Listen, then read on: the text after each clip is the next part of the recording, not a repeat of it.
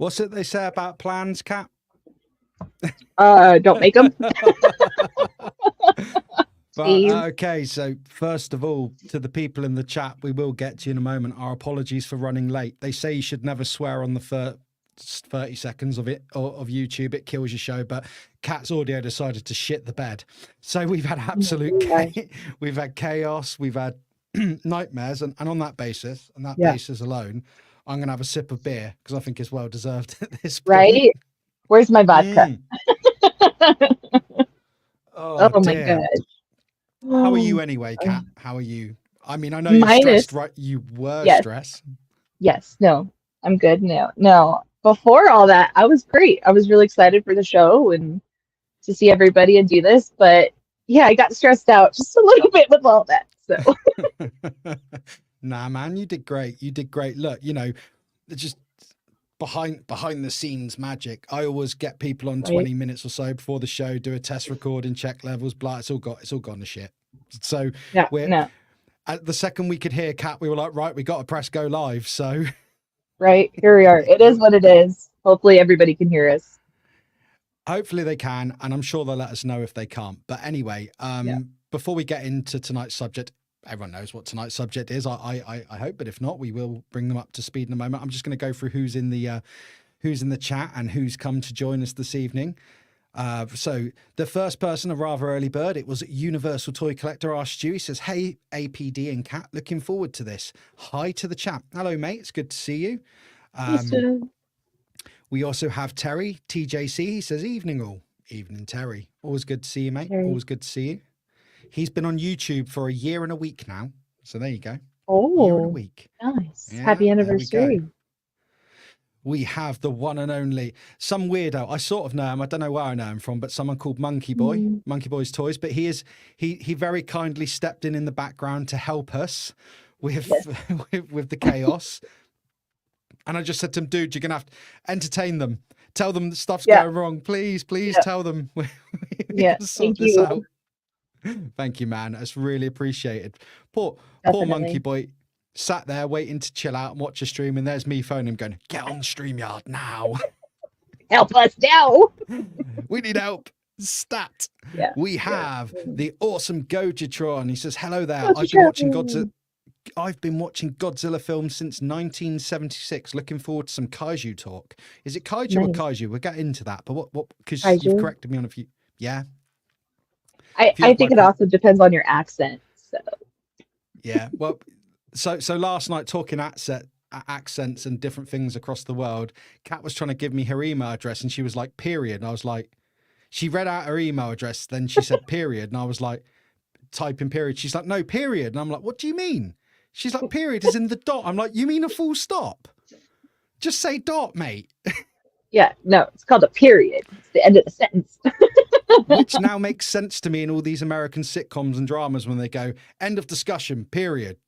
We don't really, that's not really something we say in England. So there you go. But anyway, Goji. Stop makes sense to me now. So, you know. Great to see you. Just go on a tangent, eh? There you go.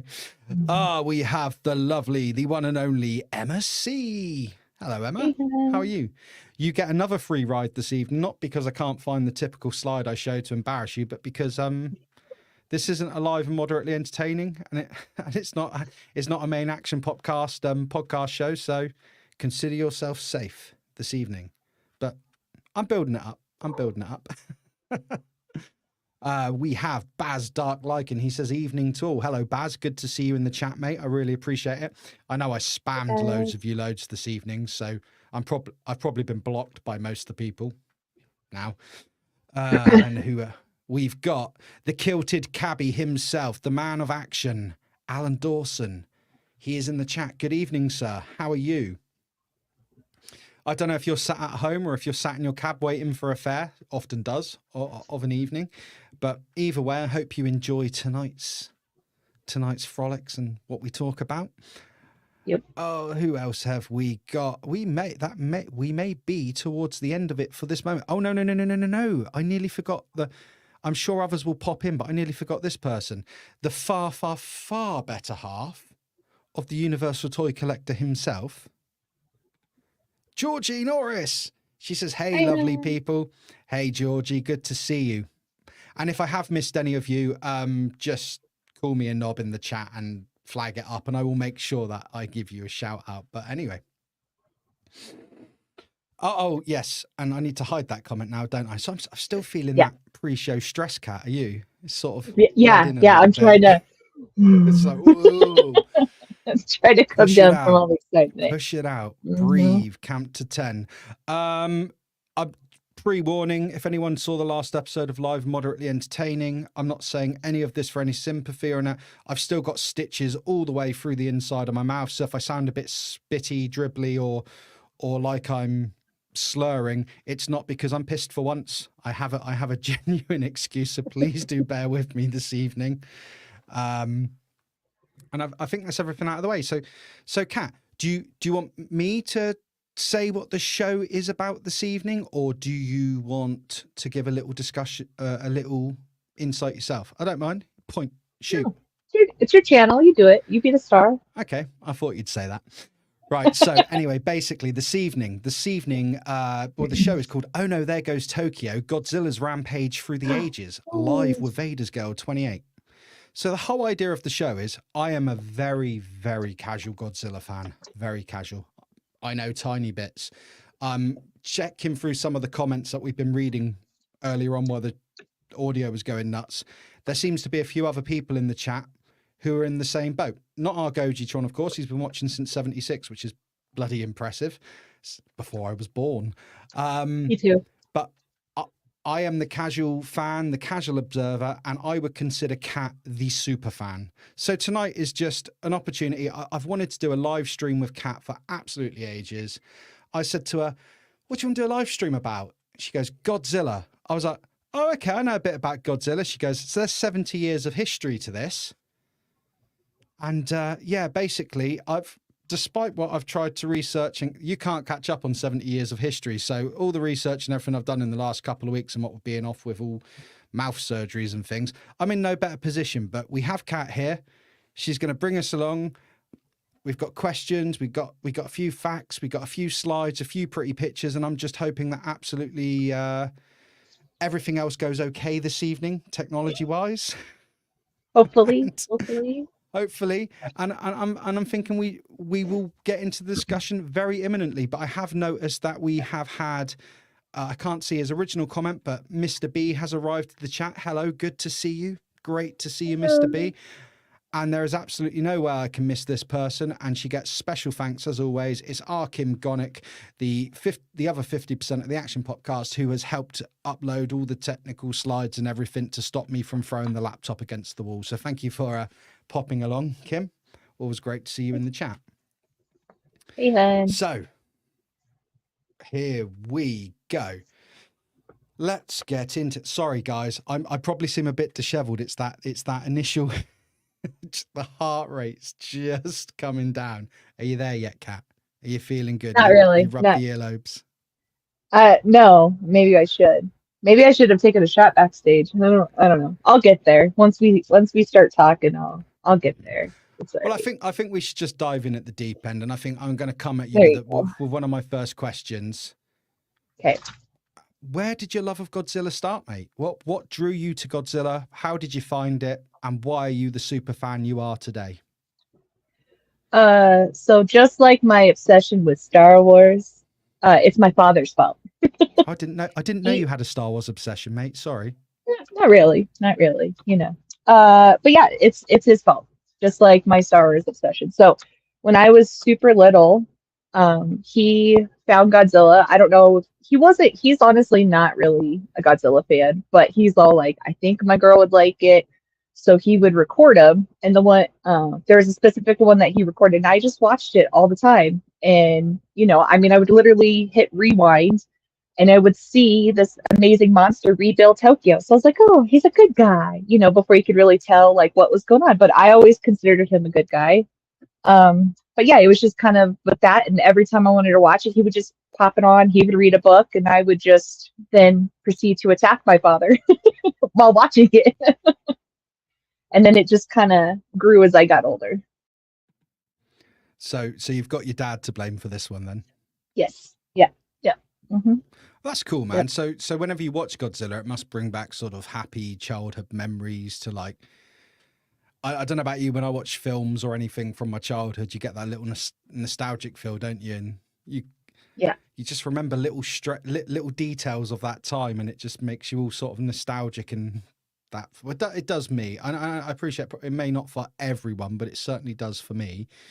So no, Yeah. that's pretty cool. It's like I said, he's not a big Godzilla fan. He just thought I would enjoy it, but we would talk about it, joke about it. I try to eat his face off, type things. And then being a mom myself and showing my son Godzilla, I've kind of created that whole other thing that I did with my dad and I. So I totally think it kind of brings that little, even if you're not really thinking about it all the time, it definitely has that nostalgia feel. Yeah, and it's always good now because I speaking very briefly to Rafi when I called you the other night. He doesn't stay. He doesn't stay on the phone long, does he? It's No, it's like Jack's trying to pin down a kid that age to say hello to someone. It's like, hi, no, yeah, there's a cat, gotta go. yeah, That's what it's yeah, like in our house. Very very yeah. similar for you, but it is good when because I know you don't, and I certainly don't. I don't force anything onto Jackson. I don't force any of my likes onto him. Like Jackson's a massive Whovian, massively into his Doctor Hmm. Who. Me and his mother didn't force that on him, but obviously living in a house of two people who watch Doctor Who, it's absorbed into him. And I know Rafi's a big fan of Godzilla, so I imagine it's probably been Hmm. the same sort of thing in your house. Yeah, absolutely. I mean, showing him his first one was 2014, which we'll get into more later, but basically that was his start of his obsession. And now many people in the community, I think Michael Reed started first, but he calls him Zilla Boy because that's what he just talks about all the time. It's just constantly Godzilla. So yeah, it's definitely made a mark in our household. Yeah, no, that's cool. I mean, I guess I do have early experiences of Godzilla, and I'll say how I found Godzilla, and I know you're going to frown now. My first interest, yeah, I wouldn't say Oh, it was a sorry. hit. I'm sorry. Yeah, all right. I've said to you, you can't make vomiting sounds every time I mention what I'm Oh, about to say. I don't remember that. Sorry. Yeah, well, do your best. So for me, Godzilla, I discovered Godzilla when the 1998 TriStar film came out, the American-made movie, and we will go Yeah. into that a little bit. I'm not going to go into depth about that film now. But what I said to Kat at the time was, she was like, "Ugh, I hate that film, it's rubbish." And look, when I was a kid, I enjoyed it. I knew no different. And actually, I'm just quickly going to say hello to Rolando for popping along. Hello, mate. How are you? And I'm going to put this question on screen so I don't forget it, and I'll come to it in a moment because I think it's relevant. Um, you know, Sky TV in the UK then decided to do a marathon of classic Godzilla films, and I thought, oh, I'll Mhm. check these out because I enjoyed the film, and I watched them, and I was like, this is Power Rangers, this is Super Sentai, this is amazing. So,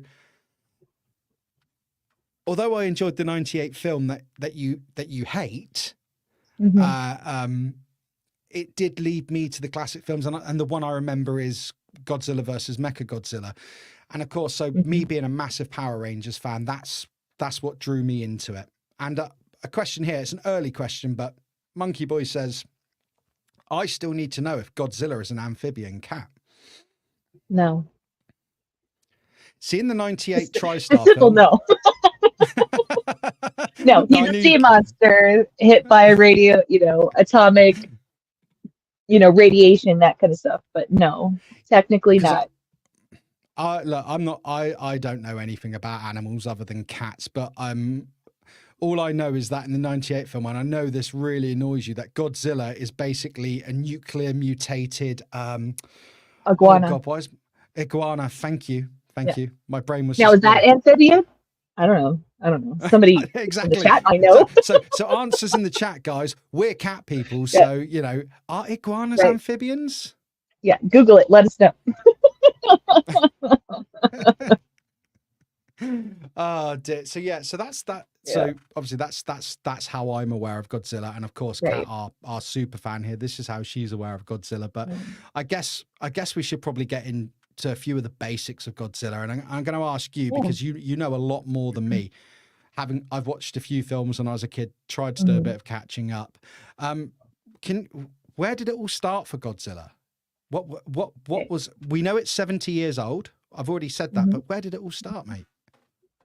So, if somebody else more knowledgeable, like Gotron, if I misspoke, please correct me. But how I've always known it to be was there was in 1953 there is the first scientific or science fiction film, The Beast in 20 Fathoms, and basically was a make on that. That was the first time anything was like basically a creature was taken from radioactivity, basically. And it was all stop motion, all that, and it basically kind of took the themes from there. And then obviously with Japan's history, yeah, the dark times, absolutely dark times. Yes, yeah, sorry, yes, just brought up a comment there. I may not get to read out every comment this evening, but I'm going to try and bring up as many comments as I can on screen. So if I bring them up and I give you a thumbs up, but no, yeah, it's just funny. Goach is on 98 Godzilla, the dark times. Yes, which I will go into more. So yeah. Yeah, sorry to but no, so flow, Kat. You're fine. So it had, kind of like dark tones, and then the history with Japan and what they went through with World War II and their bombings. So it's kind of all just rooted from that, and then they kind of took off with it. And it, in fact, the first concept of it was actually going to be an octopus with like a mushroom cloud head type thing. And then eventually it developed into, it's a sea monster. And then we got the very first Godzilla from that. But I mean, I don't know. I'm just speaking. I can imagine that actually making a suit for an octopus that functions and looks semi-decent with a sort of mushroom cloud head's hard, but stick a guy in a rubber suit probably, I'm not saying that influenced it, but I wouldn't be surprised if there was something there. So yeah, no. 70 years though, man. So yeah, it's a lot. That is a long time. So before we get into the eras of Godzilla, because one thing I've now learned from speaking to you in the last few weeks is there are particular eras of Godzilla, and we're going to go into those. Is something I think is important here to discuss is the significance of Godzilla in pop culture. Before we get into the real deep nitty gritty, there's loads of people in this chat who are like me, sort of, very light fans, casual observers of the franchise. But how amazing that this film from 1954, the first film, wasn't it? See? Yeah, I remembered that. And how amazing that all these years later, he's still in pop culture. There's the Blue Oyster Cult Godzilla song, the Snickers advert that I actually hadn't seen till you sent me. You sent it to me the other day. It's absolutely mad to me that 70 years, but I don't think you can go really anywhere in the world and everyone around the world knows Godzilla, even before America got hold of the films, even before the new Monsterverse. These films, even if people haven't seen, it's sort of that legend. Even if people hadn't seen a Godzilla film, they know what Godzilla is. So is there anything on that which you think's relevant to, and why he's bled into pop culture and why he's become such a significant character that is known and loved all these years later? I mean, he's amazing. You go, which we'll kind of dive in as we go, but I mean, you go from an antagonist creature that's just destroying and hell-bent on going after everybody to slowly morphing into this heroic guy that we know that saves Tokyo, saves all these people, all that kind of stuff. It's hard not to like him. He's just awesome. So, I mean, there's like so many different shows that have him kind of intertwined and stuff. And I actually got a puzzle from a friend. Her mom was giving them away, and it's like top 100 movies of history. And Godzilla, I found, was on a tiny little speck. I was like, holy cow, I missed it. So he's kind of intertwined everywhere. I think one of my favorites, though, is Austin Powers Goldmember, where they bust through a door in the car, and it's like a Godzilla like thing, and a guy shouting, Godzilla! And then a guy comes up to him, but because of international copyright rights, it's not. But we should still run like it's Godzilla, but it's not. How like did they need to put that in there? No. So I'll tell you a little secret. A little secret. That intro I made for the show consists of 2 bits of footage that I've had to flip, do multiple things, change. If you watch back later around the edges, you can see people running down a street, and there's bits you can see. Well, it's actually 3 bits. Tell a lie, because there's a bit of, I think, -1 in there. I think. Oh, okay. However, the bit where they're running is actually from the '98 Godzilla film, and I threw that in there especially for you, Kat, especially to sneak that in. But the other bit where the crowd's looking up, you can just see in the top corner, because I've had to put a big blur on it, is that the effect of it is actually the scene from the Austin Powers film, because it fitted best. Yeah. He's up, but I love that part in Austin Powers. That was awesome. But so we're going to go in shortly. We're going to go into sort of the era breakdown of Godzilla. But I think we should probably, before we go into the eras, I'm going to bring up a slide of all the different versions of Godzilla. Just to give people an indication of the sort of evolution of this guy. And I've got to say here, credit now goes to a chap or lady. I don't know. I spoke to them briefly on Reddit. Cool28 from Reddit very kindly gave me permission to use this picture. I didn't just want to take it off of Reddit. So thank you so much. I reached out, and they said, yeah, sure. Great. Use it. So thank you for your incredible artwork there. So Kat, before we get into the eras there, well, I mean, apart from he hasn't really changed, has he? He's not. No. I mean, let's be fair. 98 stands out like a sore thumb. I mean, 98 looks a bit like something from Jurassic Park. Yeah. That's the only one that really sticks out as different. But all the other ones, they're pretty much the same, just little variations. So if I was to say, in case anyone didn't know, second row down, 1, 2, 3, 4, 5, 6, 7th figure in, 7th one in, the skinny looking T-Rex with the spines on his back. That is the Godzilla from the 98 film, the American-made TriStar film, which makes Kat want to vomit. Because if I'm going to use a phrase that I heard on a YouTube short the other day that just cracked me up, and it was actually about a microphone, but I think it applies to Godzilla. The original Godzilla is a chunky bitch. It's got girth, man. He is. I mean, yeah. He's all about that ass. I mean, look at him. He's got it all going on down there. But didn't think I'd ever say that about Godzilla, but there you go. But no, I have got another follow-up slide that was very kindly I've been given permission to use from Cool28 of Reddit.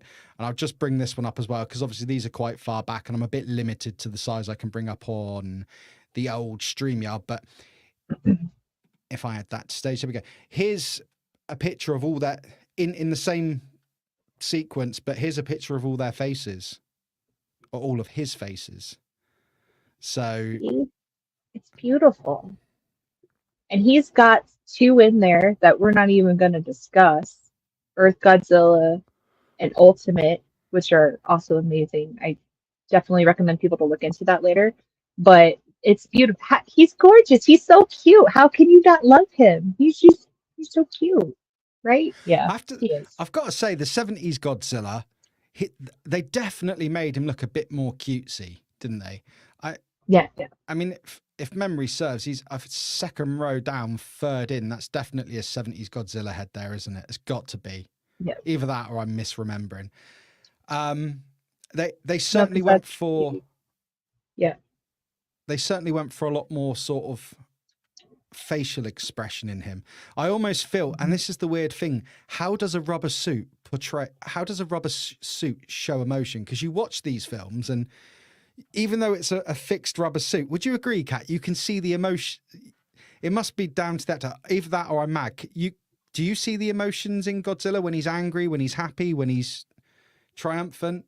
Do you get what I'm saying? Absolutely. No, absolutely. Like, listen, he's a better actor than the new Star Wars stuff that I don't like. So he's a better actor than some people. So you can read you look at him, you're like, oh, he's pissed. Ooh, okay.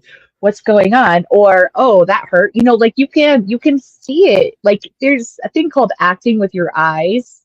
You don't even have to really change this, but if you can act with your eyes, you're golden. And that's what Godzilla does. He hits you in the feels right there.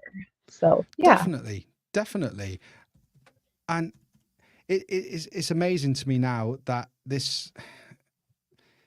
they've managed to keep it for so long. And going back to what I said about Power Rangers, and I will speak a bit on Power Rangers. Don't worry, it's not going to become a Power Rangers stream, but looking at these, you can see how this inspired all of those shows. You know, Power Rangers are Zords, robots fighting kaiju, similar sets. I wouldn't be surprised if they were filmed in the same studios or with the same sort of cast years on. Maybe not from the first film, granted, but the influence this character's had on so many shows I watched growing up that I had no idea about, because, like I say, Power Rangers was adapted from a show called Super Sentai. So I personally think that's quite impressive myself, but there you go. So I guess, at fear of us not getting through this mounting of stuff that we've got to go through this evening, when we said about doing the stream, and I agreed before knowing just how vast all of this was, you said, but there's eras of Godzilla, Nick. And then you gave me the eras, and I was like, oh, damn.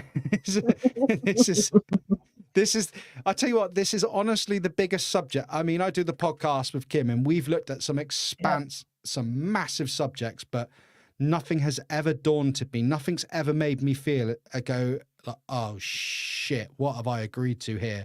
As looking back at the wow. So yeah. I think we should probably.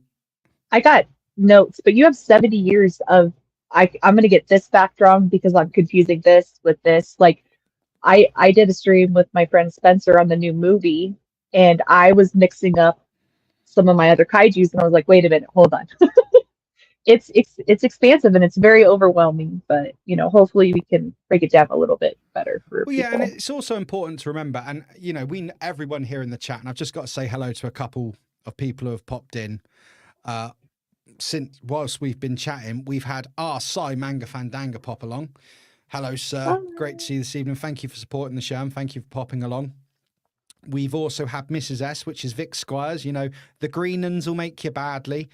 If you don't get that reference, go back and watch the Crisp episode of Live and Moderately Entertaining, because even if me and Monkey Boy, even if you don't want to see me and Monkey Boy, you need to watch this. Vic I said to Vic, you got 30 seconds to talk about Crisp, and she sent me a minute-long clip. But it's the best. It's the best. Awesome.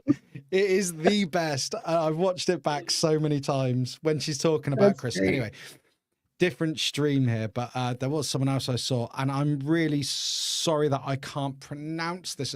Cygnus Jacqueline. I'm sorry if I've butchered your name, Kat. If you could do any better, please. Hi, CJ. CJ, why couldn't I have done that? That would have been easier, wouldn't it? Hi, CJ. I'm really dyslexic, sorry so, I've butchered it. But so am I. This is so. It's great fun. Thank you for joining us. Yes. And CJ says he loves the animated series, and of course, there's the animated series.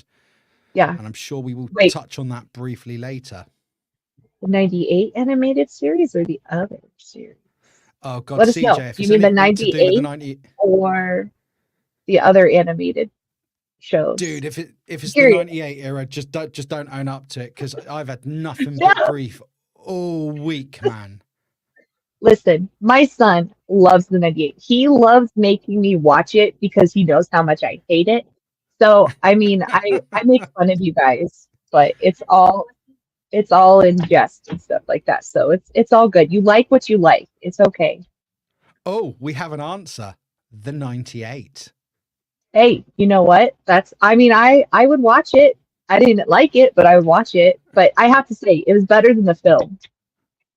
Well, I have to say that CJ got it a lot lighter than I got it. I'm just saying, mate. Do you know what I mean? I don't know him. I'm not gonna be rude to somebody I don't know. I'll warm up to you before I bash it. And TJC comes in with Godzilla and Godzuki. Yes, Godzuki, a classic animated cartoon. Amazing. Yeah. Right. Anyway, we've we've got so many notes, so many things to go through. Era breakdown, and I do believe we start.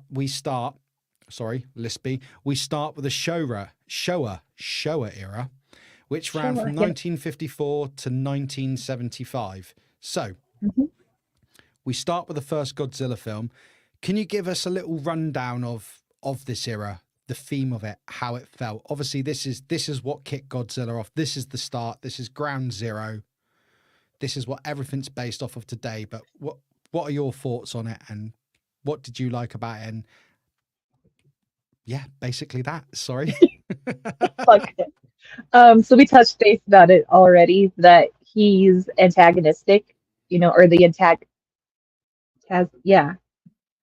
Anyway, he's the evil guy. He doesn't care about people. He's not a hero. He's not shy about it. And he just destroys because he's angry. He comes out from the depths of the ocean being pissed off, and he's just going full at it, which how can you not love that? I mean, even though it's a little hokey with the first one, you still have to go back and you can see over the years how they pull from him and pull things, which we'll touch base on again throughout going through all the errors and stuff like that.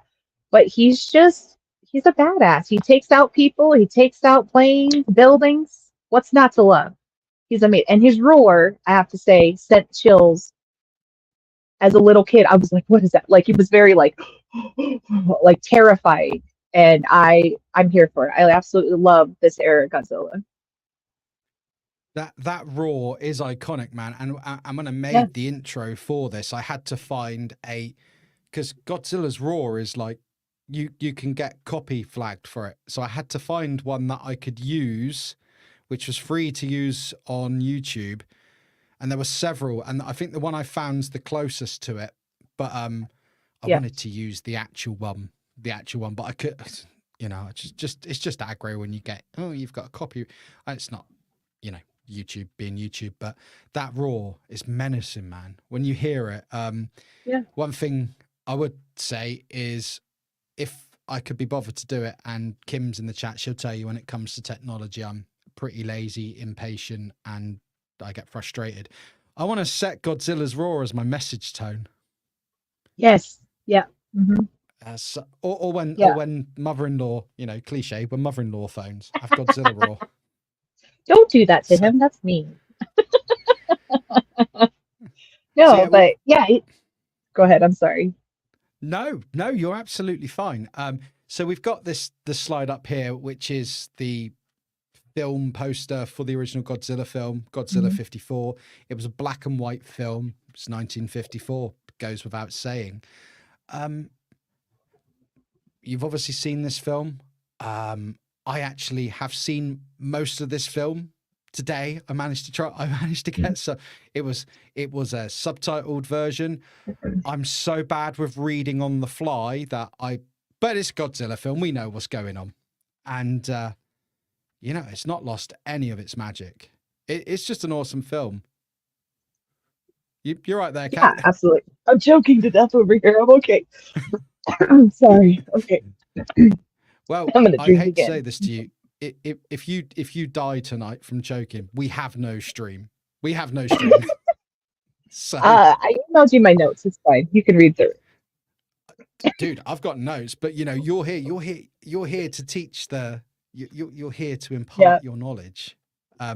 So is there anything else from that era that you particularly love? For me, having really only seen probably 90% of the first film, just ran out of time before the kid came back today.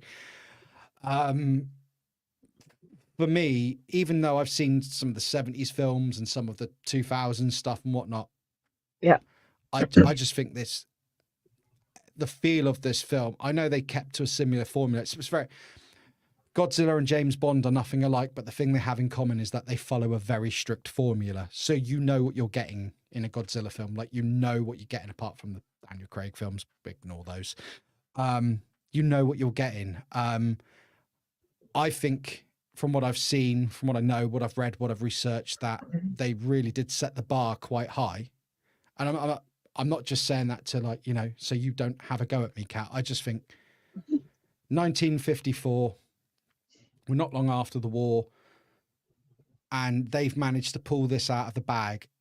It's got little, you can see even then it didn't even have a particularly high budget then, I wouldn't have thought. But it's even though I struggled to keep up with the subtitles on it, it's a Godzilla film. The human actors in it, Godzilla in it, I think for me, this sets the pace, and I can see where they went even with the later films in the Monsterverse with how the character evolved.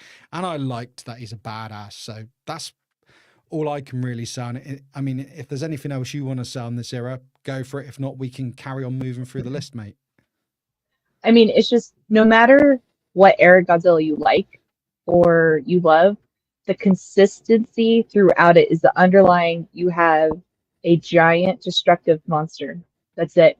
Whether he means to or not, if you got the heroic one, either way, it's that underlying throughout it, even if it's been rebooted. So, I mean, for 70 years to be able to do that, I think that's pretty impressive, not to lose that. So, yeah. So to think so it ran for 54 to 75, so 21 years. The initial run was 21 years. And that's impressive, because you think now, I know we've got things like the Marvel Cinematic Universe and whatnot, and DC have tried and probably failed to do their own. But they've probably been running, for 10, 15 years now, but they kind of feel, probably longer, correct me in the chat, please do, but they kind of feel like they're dying on their arse now. But from what I've read in the research and that, I know they did take a break for a few years before we get into the next era. 9 years to be precise. It restarted in 84 with a Heisei era, which ran 84 to 95. But he didn't really decline in popularity. The films were all pretty consistent. People were still in love with Godzilla. So back to what I just said there. Yeah, moving on next, you had the Heisei era, and I'm sorry if I'm butchering that. Yeah, 84, the year I was born, to 1995. What are your thoughts on this era, Kat? What would you say significant and stands out about this particular era?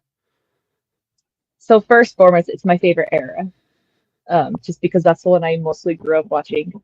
But with it is, so they rebooted it again with this one, and there's more throughout.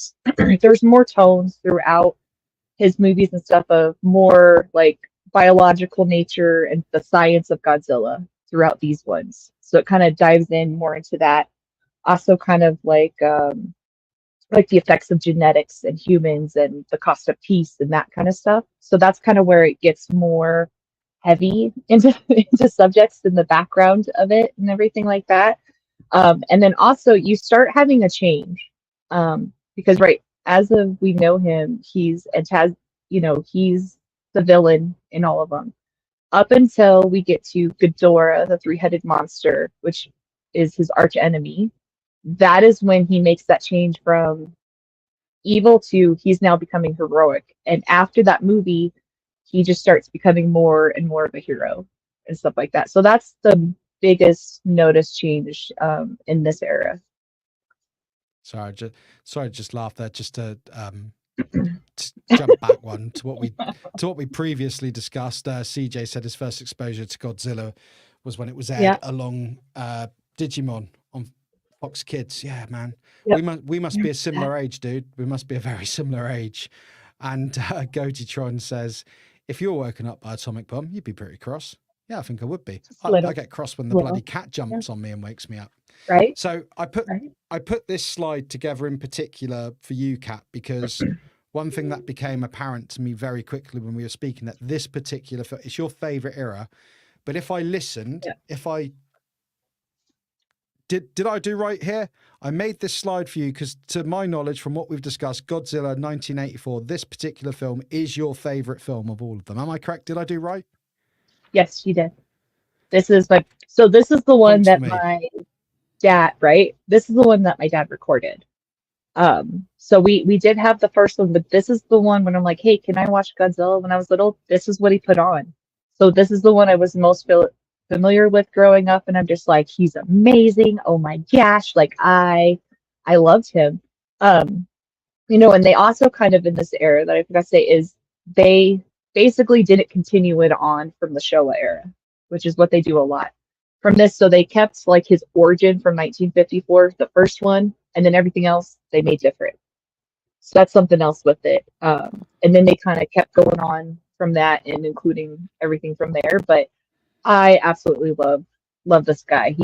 He's my favorite. I don't know. I just love his head sculpt. Like, look at that face. Like, how can you not like that head sculpt? It's one of my favorite head sculpts. Like, he's gorgeous. Yeah, man. He's awesome. And he's still chunky. You know, I He love is. that word. That's He's my very new favorite chunky. word. He's Yeah, thick, man. he is. Just to bring this comment up, and I believe this goes back to the Showa era, but it does bleed through the Godzilla films. Mr. B says, the details in the early Godzilla shows were beyond everything back then. All the miniatures that were made were highly detailed. Yeah. And even on the black and white grainy old ass films, obviously it loses some of the detail, but you can see that a lot of work was put into that. I don't think the franchise ever really lost that. That was sort of part of it. The practical sets, the rubber suits. Yeah, even the wet set, having him come out of the water, that was a huge thing. And I cannot remember the year that they actually tore it down, because they had it up for years and years, and then they stopped it, and I was like, oh, that's kind of like heartbreaking, but a lot of effort went into that. Yeah, man, you can see, well, it's a different era, man. I mean, when you haven't got computers to do stuff for you, you have to rely on human skill. Yeah. And I know, and I appreciate there's a hell of a lot of skill that goes into all the digital stuff now. There is, it's a different kind of art, but I've said it on many streams I've been on before, many things I've spoken about. I always prefer practical. For me, I know back then they didn't have CGI at all, but for me, even in modern films, if modern films focus more on practical and just, pasting over a few of the cracks and dusting a few things with CGI, I think they'd be better. I just think practical effects they're always going to win out for me. So anyway, that was your favorite film, the first one that launched that era. Are there any other films in that era, key films in that era, or key characters, key monsters, key enemies that you would think are important or essential to someone coming into the franchise to excite them? Yeah, like I said, the other really defining one is, so if you watch 84 and then you go to Ghidorah, the three-headed monster, it's gonna be different. You're gonna see that distinction, even if you don't watch them all in between till you get to it. There's a huge distinction with it, and you're just like, oh, because again, he's doesn't care about anything. He's angry. He's pissed off. He's gonna go after everybody, and then all of a sudden, it's like a light bulb goes off. He goes, oh crap! I've actually got to step up and save everybody and save the earth and all that kind of stuff. So I would say, I mean, all of it's a good era, but those two for me are what I most watch from that era, is those two. Yeah, and I mean, if people I've got the list of every single Godzilla film here from every single era. It's expansive, and if we were just to go through every single film, I think it would get boring to go, this Godzilla, this year, this day, right. Right. So all we're trying to do, well, what Kat's trying to do, and I'm trying to learn and soak up the knowledge as are others here, is just sort of have a brief overview of the eras. So would you say it's safe now to move on from the Heisei era and move on to the Millennium era, which was 99 to 2004? Is there anything else you want to say on the Heisei era? Watch it. If you're not sure about what to go, I recommend at least watch 1984. It's going to be great. So at least give that a shot. Well, I think the other impressive thing about the Godzilla films as well, and again, to liken it back to a completely different franchise that is nothing like, it's kind of like the old classic James Bond films. You can jump in anywhere. You don't have to have seen the previous era's films. You don't have to have seen Godzilla 54. You don't just jump into a film. They're all sort of their own self-contained movies. Personally, I prefer the dub versions, but that's just because reading on the fly. I mean, my heart goes every time I bring a comment up and I've got to read it. so reading along the screen. But yeah, you can just jump in. And I think that's I think that's something that has probably added to the longevity of Godzilla. Because I know we've got these multiverses and whatnot now, and we'll get into the MonsterVerse later, which are a series of films. But I think that adds to longevity of films when they don't have to have a running arc. You can just jump in and out when you want. It's nice to build a universe and everything, but for me, it's nice that I could literally tomorrow go on to... You can find Godzilla films all over the internet to watch and stream for free. Not that I recommend you do that, because that's wrong, people. But you can find them wherever you want, and you could just pick one. It's just like, pick one. Look at a film poster. They say you shouldn't judge a book by a cover, but it's a Godzilla. Just look at a poster, go, that looks cool. Boom, pop it on. So yeah. So all you really my can't waffle, go wrong. You really can't go no, wrong.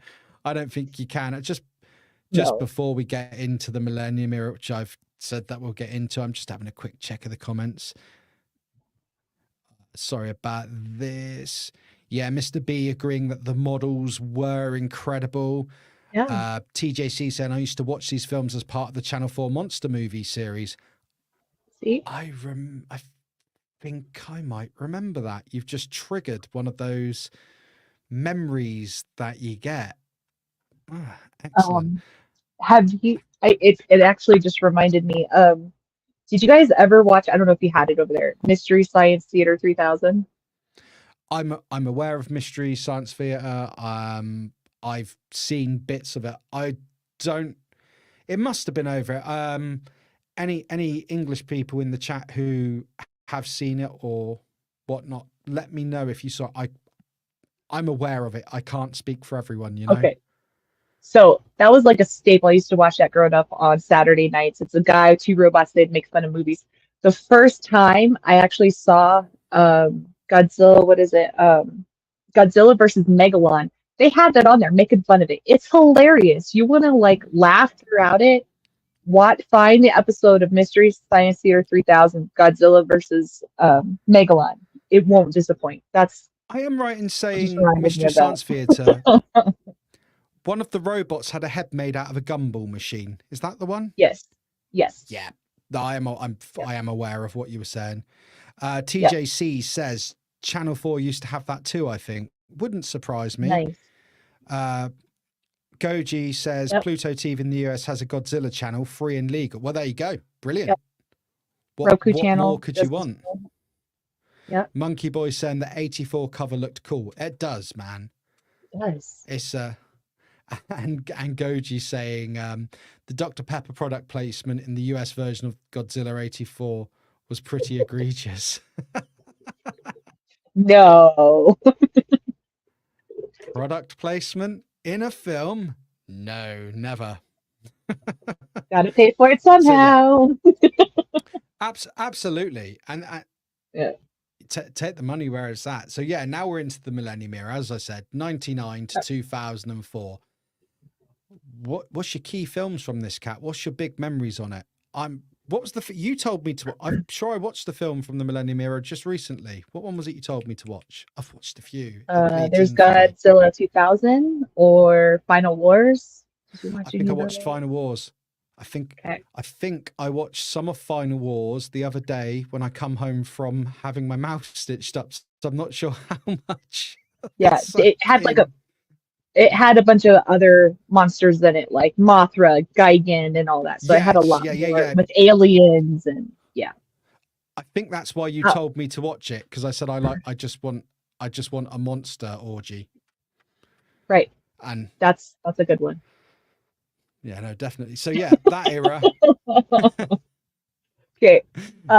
So I just want to make a comment about the Millennium Era real quick. The reason why I really enjoy it is Millennium Era was in response to the backlash from '98. I don't know if you know that. Yes, they came up with it. Yeah. So there's a little factoid I want to throw in here. Yeah.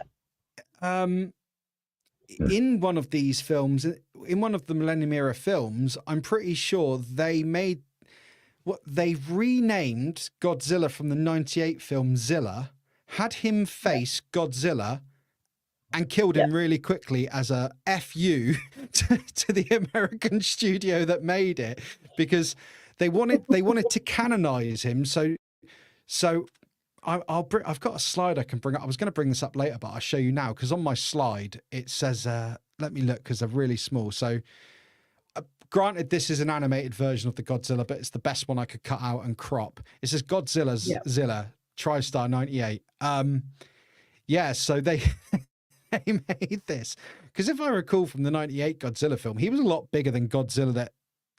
I'm sure he was bigger, far more mobile than Godzilla. But anyway, they didn't like him. They made him, and they promptly battered him on screen and killed him and said, yeah, we've got to accept he's in canon, but piss off, mate, you're dead. Love it. I don't see anything wrong with it. That's fine, but I just think that's so cool that, like, I think it's so cool that they did that. Just like, oh, well, we hate this. We can't get around the fact that they've put this absolute, I want to say monstrosity, but he's a monster. What's the right word you would say? That they've created this thing here. So, all right, we'll bring him in, and we're not even going to honor him with the God in front of the name. You're just Zilla, and you're going to get battered. Right? Yes. I'm here for it. I actually looked it up after you told me it, because I was like, I don't remember that. And I looked it up. I was like, oh yeah. I loved every second. Yeah. But did you watch it on loop? Yes, I did. I had it playing in the background. And Ralph was like, what's up, Mom? And I was like, just enjoy it. And he's like, that's so mean. And I'm like, come on. He's not even your favorite. You just like tormenting me with him. And he's like, yeah, okay. But no, there's a great comment. Sorry, there's a great comment from Goji. Toho in 97. Sure, America, we'll give you a shot. Toho 99. Yeah. Never mind, we're taking him back. 100%. Yep. Wow. 100%. Yeah. That's great. Oh man. But no, with Millennium, so because there's a big difference with Millennium and with the other the first two eras, and that is going to be because this is really a truly standalone era. So you can literally go to any of them in the Millennium era and they're standalone. Most of them will take from 94 or 54, sorry. There's a few that actually was like, screw 54, we're not going to take it from there, and just do their own thing. There was also the first time CGI was used, like which one is it? The Godzilla 2000, there's a alien ship, right? UFO that appears and stuff. They use a lot of actual CGI for the first time in it. And it kind of reminds me of, they look like the aliens from the Tom Cruise War of the Worlds. I've seen those clips. There's with those things. If I can find it, there's a chap on YouTube who put together a fantastic All the Eras of Godzilla documentary.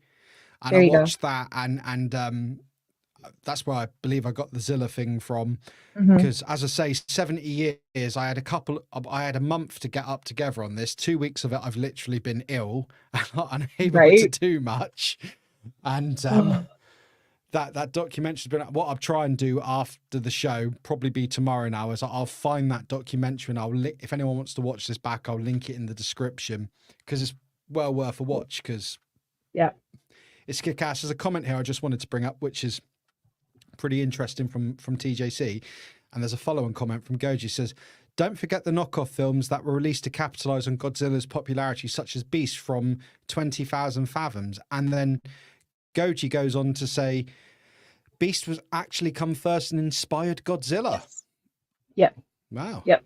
That's pretty awesome. Because that was the first time that anything with the radioactivity and wildlife and all that was the first time it was kind of ever done. And I think because of Japan's history, they kind of took that to heart and was like, oh, let's play around with it. So yeah, absolutely. And go ahead. Sorry, just to say it's facts like that. It's facts like that this is why I knew coming into this, knowing very little, I didn't mind doing this stream because I knew that I would learn from yourself, from people like Goji. I'm sure Terry says, goes on to say, Goji, really? I didn't realize. Yeah, that's why I like doing these streams. You know, although no one here professes to be an expert at anything, I just love that when people come together in a room that we all learn these little facts. It's brilliant. I love it.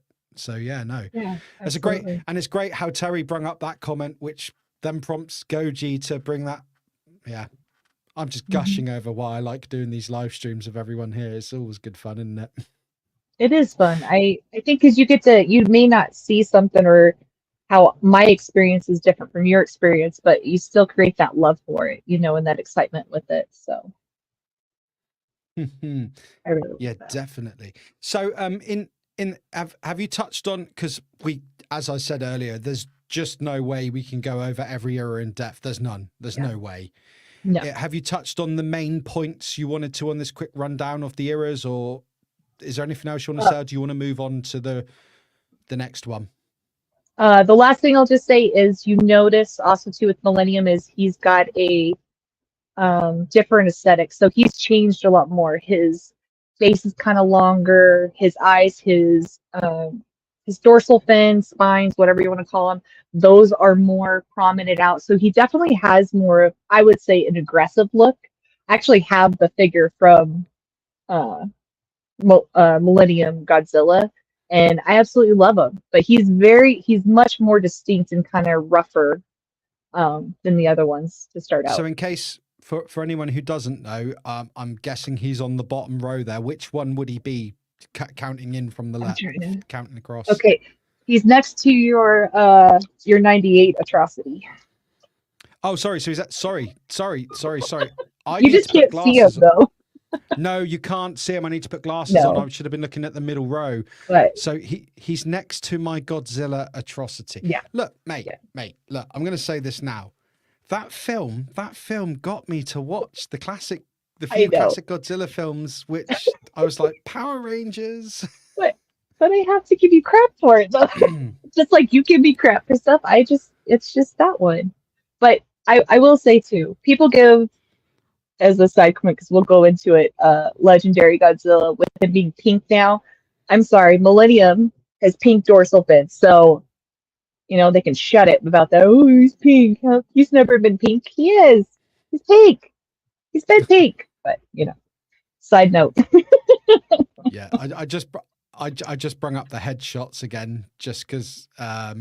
So third row down, second in from my right now is that what Kat hates, 98 Godzilla. So I presume he's the one in one again. It's pretty cool. I'd say I don't mind Godzilla having different colored spines, fins, different things. It doesn't really bother me. Just to say again, another quick credit to Cool-Teen28 from Reddit. You absolute legend for letting me use these, because I don't like, because I know that this person created these with love on, and he was on a Godzilla forum. He or she, I don't know. It was a very brief exchange. They were very cool. And on the basis of that, I didn't just want to take their slide. So again, I've already said it, but if you are watching or you do watch this, thank you again. They were very excited that we were going to use these slides on this stream as well. So thank you. No, excellent. No, we very much appreciate that. So jumping out of the Millennium era now into the, I think I'm saying this right. If not, you'll correct me, or you'll say your version. One of us might be right, or we both might be wrong. The Reiwa era, REIWA era, 2016 to present. Does that sound about right? Ryra. It's like Iowa. Reiwa. I looked it up before on Google because I'm dyslexic, and now I can't say it. I've said it too many times wrong in my head, but Reiwa. To be fair, dude, we had a ton of things we were going to quickly run over before this show. We were on best part of an hour early, and most of that we couldn't hear you. So yeah, flying by the seat of our pants, but that's all good. So yeah, we're into the Reiwa era. So key films. What key films? What makes this stand out from the other eras? What would you say is the standout points of this era? Is it? I know you've already said that your favorite era is the high C era, 84 to 95, but is this a good era of Godzilla? The Raiwa era. Is this an era which you would recommend? I mean, you love all Godzilla, but on the scheme of things, how do you feel about it? Oh, absolutely. Absolutely love this. I mean, I really can't go wrong with any of the errors. You know, you have your favorites because you grow up with them and stuff like that. But this one, again, because they did several different relaunches and stuff, they would take a hiatus and they would come back. And this one is when they brought us Shin Godzilla. I love Shin Godzilla. He is awesome. Yeah. right. I mean, he's not a typical Godzilla. I was watching. I was trying to show my friend Spencer Godzilla, so we were actually watching them in order. And then we took a break, and I was like, "Okay, you gotta watch Shin. Like, let's just take a break from this old school. Let's watch Shin." And he's like, "Holy cow!" He goes, "That is so different." You know, it's got his own standalone movie again, but it's great. It's so definitely recommend Shin Godzilla to everybody. That's my kiddo's one of his favorite movies. Like he would just have it on replay like every morning before school. What's he doing? He's watching Shin Godzilla. Like we absolutely love it. You know, and it goes down through Legendary. So Legendary, which is the Americanized version, that's included, and it's still open today. So this is what we're in right now. Is this era, because it's still open, which includes obviously the new film -1. So little touch on -1. That's another one. Absolutely go see. Absolutely. Sorry. So -1 is part of the. It says to present, but -1's not standalone from this. -1 is part of this era. We're going to go into -1. No. This is because it's Toho, which is, you know, from them. It's all connected. It's part of theirs. I knew it was Toho. I knew it was Toho, and I think Robot Productions or something. I'll check the notes back when we get onto it in a bit. But I honestly thought that -1 was a complete stat. I'm going to gush over -1 a bit later on. Believe me, I'm going to gush over it. Oh no, that's cool. That's really cool. Okay. Yeah. Wicked. So Gojitron has a comment of Shin Godzilla is ultimately terrifying. He's absolutely terrified. Like, because for me, it's like, you know, when you see, they all have a different atomic breasts or whatever you want to call them. They are all special and unique, and his is absolutely terrifying. I think they hit it on point, bringing him in and everything like that. So even though it's a bunch of different standalones, which also then they made a bunch of other animated, like with Netflix and stuff like that, all of that's going to be included in this era, and all of it's fantastic. They have not made a misstep with this era at all.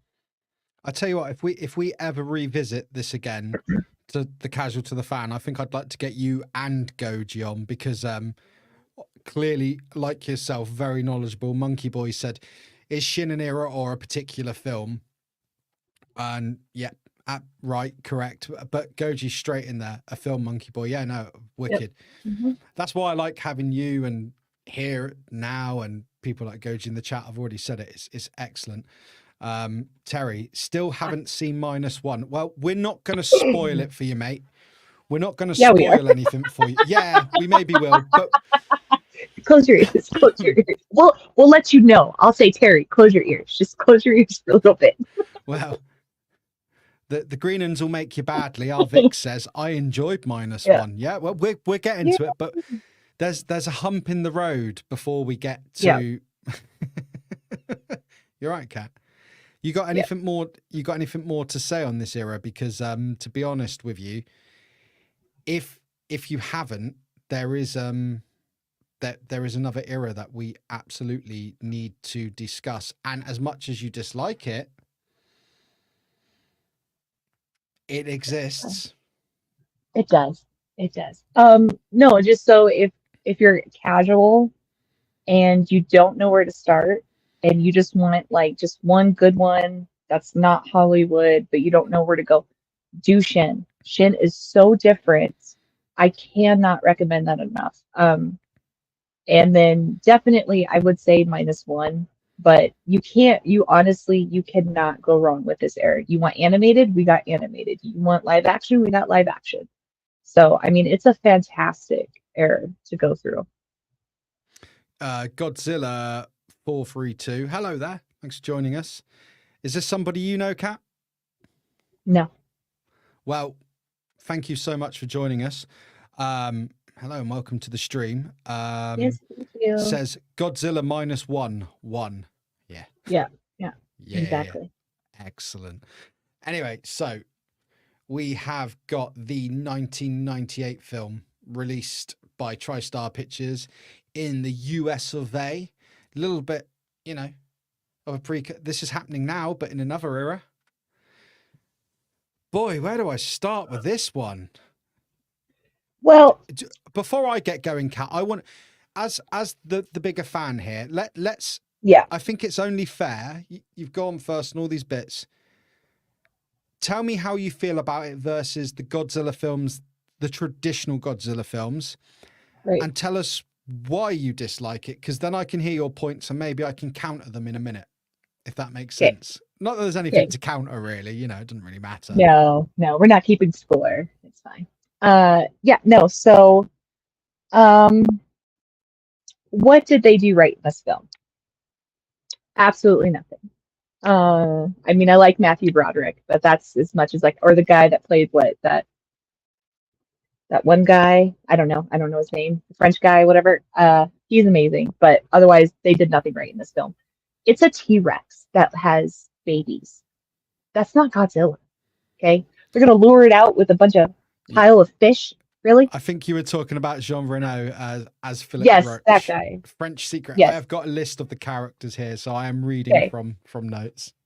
I'm bad at names, so I apologize. But no, I mean, I need notes. The cast was good, but no, he's just, let's lure him out with a pile of fish so he can eat. No, he eats on radiation. What is wrong with you? But it's just literally an ugly, weird T-Rex that lays a bunch of ugly babies. And I remember being in the theater and just being like, what the crap is this? It did not give me that nostalgia feeling that I got watching the originals at all. And you're excited and you're like, oh, okay, he's on the movies. What's he gonna do? Who's he gonna take out? None of that. I'm just like, seriously? What is this crap? I wanted to just leave the theater. I was so disappointed with this movie. But I want to know really your side of it, why you love it, how'd you get into, how did you know about all that kind of stuff. I want to know what made it really click for you. That's what I'm curious about. So I'm not going to go into what it was that happened, but the summer this came out was probably, and I'm not saying any of this since it was probably the most challenging summer of my childhood ever. Mm-hmm. Things going on at home, stuff happening, and for whatever reason, initially I was just getting into music at 14. I liked Jamiroquai. They released Deeper Underground. Yeah, I liked Puff Daddy's Come With Me, which is a Led Zeppelin sample. And now older into my rock music, I know that it sucks, but I'd sort of seen the Jamiroquai video. I'd seen the foot smashing through the cinema. It was a pretty shitty time, and my brother-in-law took me to see this film. And yeah, what did I like about it? I think I just liked. I don't think I can say I loved the film. I think it was just a brilliant release at the time, something to get me away from all the chaos of what was going on. I don't think the script is particularly brilliant looking back with adult eyes, but as a 14-year-old, it was a monster smashing a city. I was a big fan of the Jurassic Park films. And I mean, if you look, as I said earlier, yes, this is an animated version of the monster on the slide there, but it was the easiest one I could cut out and showed the most detail. Yeah. It just it had just the feel of, it sort of looked a bit Jurassic Park. It was cool, a bit of escapism.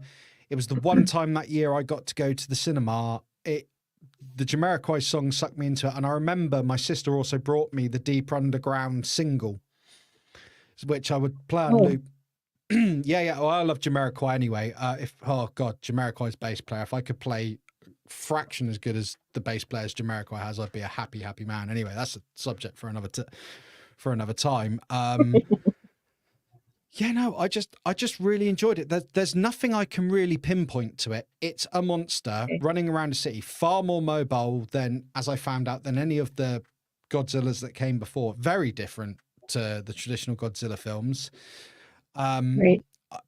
And as I say, there was that Jurassic Park connection. Seeing Goji's comment here, the target audience were Jurassic Park fans and people who enjoyed Independence Day. Yes, thank you, Goji.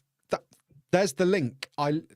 There's There you go. definitely, yes, it's got that feeling of Independence Day. I couldn't say it better myself. It didn't register, but yeah, it had that. It just had that big summer blockbuster feel, man. Yep. And I really enjoyed it. And then, of course, as I say, because Godzilla fever hit in the UK, then because Sky released all the films, they were playing a marathon. So back in the day, when you'd have like your VHS recorder, we were lucky enough to have Sky in our bedroom with the old tape on double speed so you could record as many. I just started recording Godzilla films, and then I watched Godzilla versus Mechagodzilla.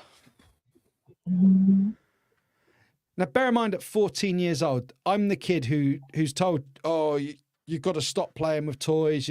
I've said this before on another stream, but I can remember my 13th birthday. My 12th birthday, I got 2 Action Men and GoldenEye on VHS. My 13th birthday, I got a couple of cans of Lynx, some jumpers and some jeans. Literally, it changed overnight. It was like I was expected to be grown up immediately. And my brain perhaps wasn't, my brain certainly wasn't grown up. So being that I was still a Power Rangers fan, which I kind of had to hide. I still wanted to watch Power Rangers, dude. Do you know what I mean? But like, Yeah. you're getting ridiculed for it. You know, they expect you to be a bit more grown up at home. Everyone at school is going to absolutely beat on you and rip on you if you're a Power Rangers fan. You're trying to fit in, and to find Godzilla versus Mechagodzilla, oh my god, it sort of gave me the excuse to watch what was essentially Power Rangers again. I'm just going to bring this slide up. Excuse me, I'm getting a bit dry here. So yeah, I mean, Power Rangers is based on a show called Super Sentai, and I believe, well, here notes here, the Power Rangers we all know in our parts of the world is based on, I believe it's pronounced Dinosaur Squadron. That's Dinosaur Squadron, yeah, and Zoo Ranger. So Okay. Power Rangers comes out. So, and I know what you're going to say in a minute, Kat, because we've had this discussion before, but when you see Mechagodzilla and then you see the Dragon Zord, and you see the kaiju, the monster, the fight. I mean, unfortunately, I couldn't get the picture bigger, but if you look down in the bottom of that slide there, you can see the Megazord, Goldar. I think that's Scorpina in a morphed mode, the Green Ranger. So I've just looked for another slide now. Sorry about this. I didn't get time to load them up because we were having hijinks. Not hijinks, we were having chaos. So to bring this slide up here, let's look at this. Let's look at Godzilla versus Mechagodzilla and look at, do you see why literally I immediately fell in love with this film? Yeah, it's absolutely. Just Power Rangers, dude. So it was a great stepping stone for me. And I just, yeah. So why do I love the 98 film? There's probably, although it was a particularly shit year of my life, it was that little bit of release, and I found this, and I found a way to basically, I kept these films on VHS, and unfortunately time has elapsed now. I've gone out on the piss far too many times and cooked too many brain cells. I can't remember all the details as an adult, 25 plus years on or whatever. But what I can do is I can remember that feeling, just that picture there, Godzilla and Mechagodzilla. I can be a kid again, but no one's going to complain because I do believe in the UK, Godzilla versus Mechagodzilla was 18 rated as well. So there was no, I believe it was. So there was no dispute. I didn't know that. Wow. I'm sure it was either 15 or 18 because I remember, excuse me, beer to dry You're throat. fine. You're fine. Yeah, I found a loophole, man. I found a loophole. So that's what it is for me, man. If that makes any sense. That's awesome. But look, Yeah. But look, I can totally see. I knew immediately, having then watched classic Godzilla films, and they were all that era. They were all of that era, that particular film that Sky was showing. And it was probably a clever decision because Power Rangers was still kicking about, you know. Anyone could have looked at that and gone and got that. So I just think it made sense for Sky to do that. And yeah, I could keep wafting on, but it's nothing more than 98. Watching back, it is a bit shit, but it does. I will concede it's a shit film. A little bit. It's a little bit shit, but yeah, it's that nostalgia factor, man. That's what it is for me. And it's what I found. It's what it gave me. I'm repeating myself. I'm like a broken record. It gave me an excuse to watch monster battles again, which I couldn't watch without ridicule. Because if you go and say, I watched a Godzilla film when Godzilla's big at the cinema, no one thinks anything. And I remember my friend, he's in the chat sometimes, Pete the Collector. I think I lent him the VHS of this and he loved it because that's one thing me and Pete had in common. It was both very similar for us. It's like, you're 13, you're grown up now. Anything that we could find that gave us that, but that we could sort of legitimize watching, because these are adult films. They are adult films. They are aimed at an adult audience. So family friend. Well, are they aimed at an adult audience or are they family friendly? But either way, they're intended for adults to watch as well, however you want to look at it. So yeah, that's my thing on it. So it's fine. You shit on my childhood and you hate everything about it. I'm joking. But no, I get it, man. I can get why it pissed off the company. I can get why Godzilla fans don't like it. I completely get it. Look, how many things have people relaunched, remade? Look, we live in an age now where people remake things. I mean, Jesus Christ. Yeah. I can remember hearing that when they remade The Italian Job. I love the original Italian Job. They remake it. It's shit. Do you know what I mean? Yeah. All right, if you like it. Get Carter. Oh my God, I love Get Carter. I knew the bloody director of Get Carter. He was one of my customers, but obviously I wasn't born at the time. But then you watch the Stallone version. It's shit. You know? So I get it, you know. Yeah. And I imagine there were a ton of Godzilla fans who were excited when they saw the initial poster of that, but for all that looks different, but they thought, oh, it's probably then like you went to see it and were like, what the crap is this? This is Jurassic Park. And as Goji said, you know, and just to bring up Goji's comment here, Godzilla and Power Rangers are definitely part of the same family tree. If you want to go down that rabbit hole, look up Ultra. Oh, I've got some Ultraman figures, Goji. I love a bit of Ultraman. Yeah. It's just, it's too much to speak about this evening, but yeah, no, definitely people. Side note, just real quick. Have you watched the new Ultraman Rising on Netflix? It's a cartoon. It's fantastic. If you like Ultraman, watch it. It's a great animation. Highly recommend it. You're not the first person to recommend it to me. And while I currently have a 2-month free trial of Netflix, I will definitely check that out.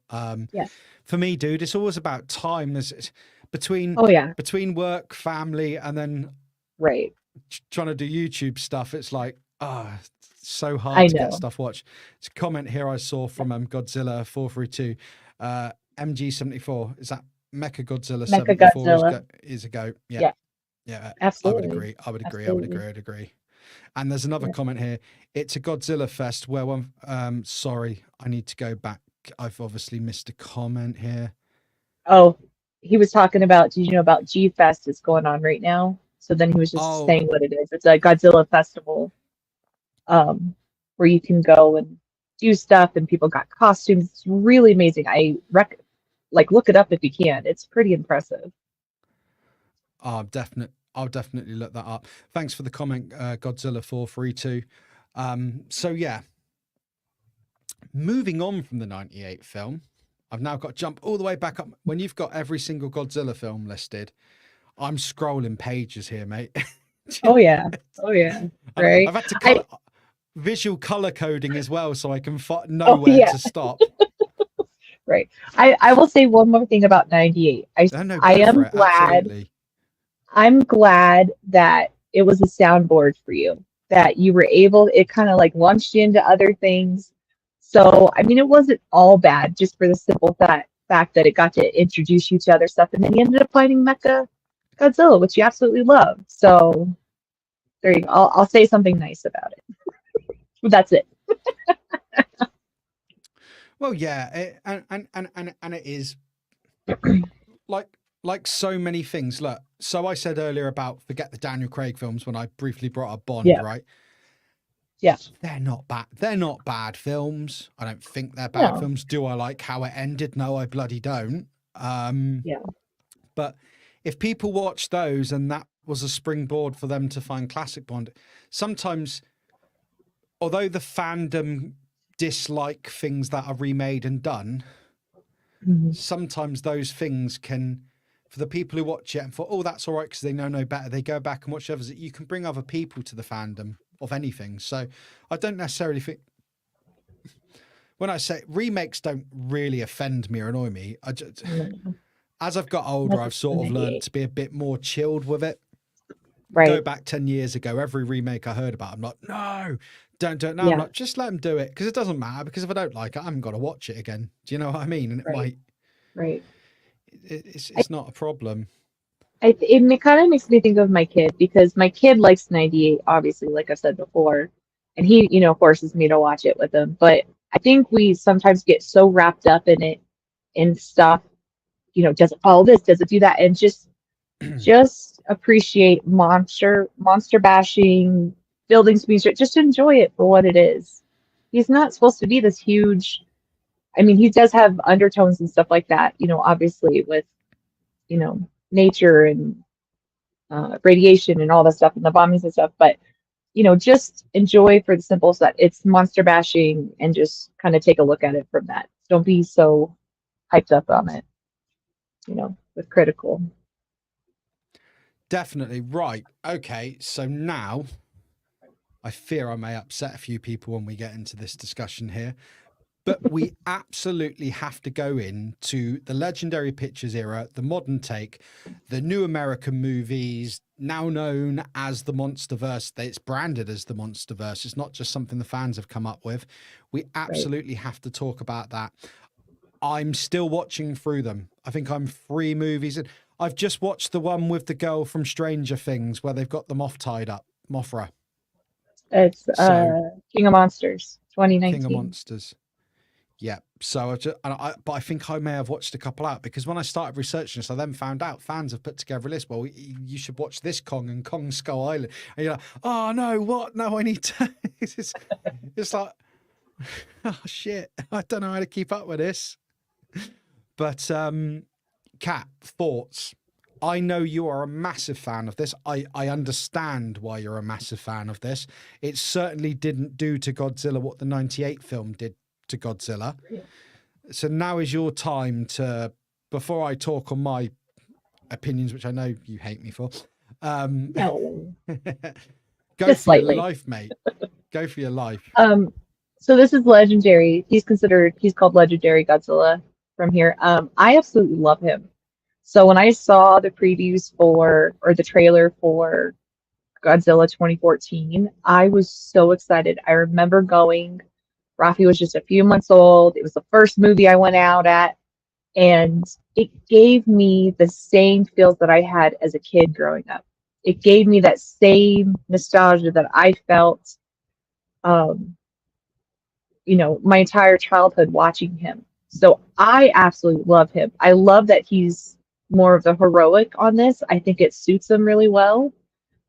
He's his roar sent I was like, oh, okay, what's going on? Like I have nothing to ever say bad about this Godzilla, except, the biggest complaint is he's not in it very much until like close to the end.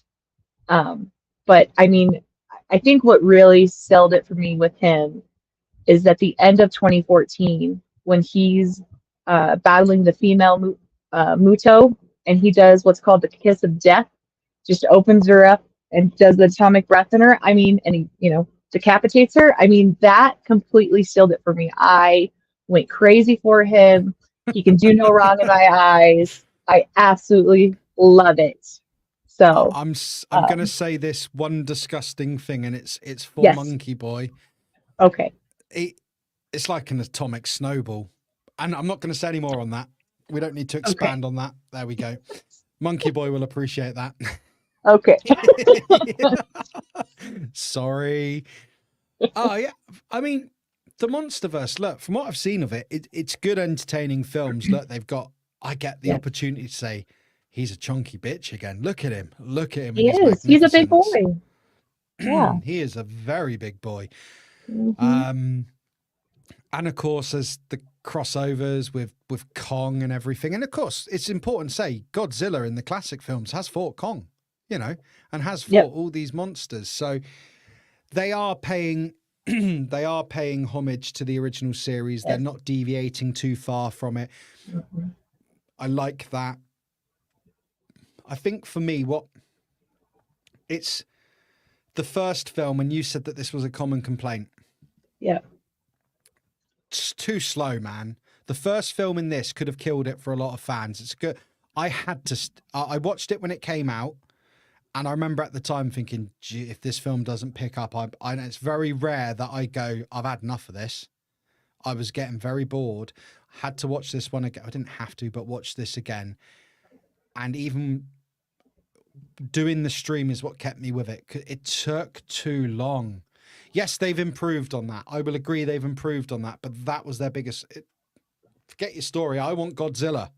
I want Godzilla. It's like a Batman film. I want Batman. Do you know what I mean? Get him on screen. I need to see him. I'm a child. I'm easily pleased. I want to see cities being smashed up. I want to see terror. I want to see vengeance. I want to see... Yeah. So that's the point, which I think it kind of... That first film... It wasn't until you said go and watch some of the others actually put me off until we agreed to do this, watching the other films, because my initial impression was I don't want to watch a slow series. I just don't want to watch this. So I think, although they've course corrected, I think they did themselves a massive disservice with that Godzilla film that started this. Thoughts, Kat? Do you want to crucify me for that? No, I can understand that, but I think the biggest thing, and because I've talked about this with my inner circle friends and stuff. Sorry, not laughing. I know, I saw it. Is I think they're really trying to prove themselves that it's not another 98 Godzilla. Yeah. Because let's face it, the 98, so if you're not just looking at it nostalgically, but you're looking at like story-wise, it's not very strong. It's not. So I understand that it's slow because they're trying to literally, reinvent him again. They're rebooting it. They're giving you his history. I understand that completely. And I think it would have actually hurt the universe more if they didn't do that and kind of started out, because when you go through them, it picks up, especially with the new one, New Empire, in which I'm trying to get you to watch. It does. It puts them way more in there as they go along and stuff like that. So it picks up, but I think it was necessary. The only reason I didn't when we originally planned to do this stream, I said to you, I'm not going to promise you, I said, I'm going to get through all the legendary picture films. There were 4 classic films, which I was going to get through, one from each era. Yeah. I mean, as you know, everything that's gone on medically recently has just stumped me. So I've done my best where I can, but I agree they needed... For me, now look, and this is me saying this to someone who knows this franchise inside out. Yeah. I agree that it was essential and important to build the story, and it would have hurt the film. The story building doesn't bother me. It's just they could have done a little bit of fans. They could have got, is that the correct term? They could have got a Zilla appearance in a bit sooner. I just think I think you could have told that story and still... we're going to be going, after we get onto this, we're going to be going on to Godzilla -1. And do you remember the text message I sent you? Yeah. I don't know. You've sent me many. Yeah. All right. But you'll get to it. But yeah, no. So Yeah. these films, I do think they're very clever. I do like that they're building a universe. I think Kong. Yeah. Should I say this as a nearing 40-year-old man? I think Kong's really cute. He is adorable. Yeah. No, I love Kong. If he couldn't crush me and I could take him home. Yeah, see, I hate Kong. I, with a passion, hate Kong. But when I watched Skull Island, I was like, oh, I like this version. I hate the original versions. Like, I cannot stand it. Even the Peter Jackson version, that's 3 hours of my life. That was stolen from me. I hate him. But in this new MonsterVerse, I actually really like Kong. I think this is the best version of him. That's fair. I'm just gonna bring this up because he'll never forgive me. Monkey Boy says you absolutely have to talk about the Chewits adverts or I'm going home. Right. In the UK, we had a sweet called Chewits.